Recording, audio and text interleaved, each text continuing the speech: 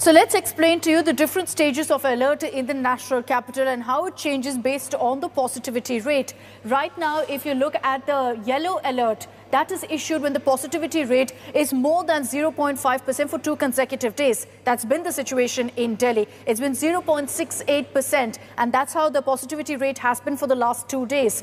Now it climbs up to an amber alert if the positivity rate climbs to over 1% again for 2 consecutive days. Now the next stage of alert is an orange alert. This is when, of course, the government will bring in very strict curbs because the positivity rate climbs above the 2% mark. And again, the rule is if it's above 2% for 2 consecutive days, then you have the red alert. More than 5% of the positivity rate is over 5% for 2 consecutive days. In this case, the maximum restrictions come into effect, which means a complete lockdown in the national capital. This is the highest state of alert.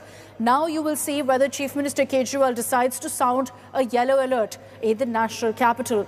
Let me also round up for you all the latest updates on the Omicron crisis in India. Cases are climbing up. Going by the government's latest data, there are over 500 cases of Omicron in India. And that's why there is a high alert in Delhi, in Maharashtra as well. If you look at the numbers that have been put out, Delhi has recorded the maximum confirmed cases of Omicron. Of course, of those cases, there are some which are active. There are others who have been discharged as well after posting a full recovery. The national capital has witnessed a sharp rise in cases with over 60 people testing positive in the last 48 hours. In the wake of rising Omicron cases, the Delhi government has imposed a night curfew from 11 p.m. to 5 a.m. as I mentioned earlier. New Year parties, large gatherings, all of that has been banned in Delhi.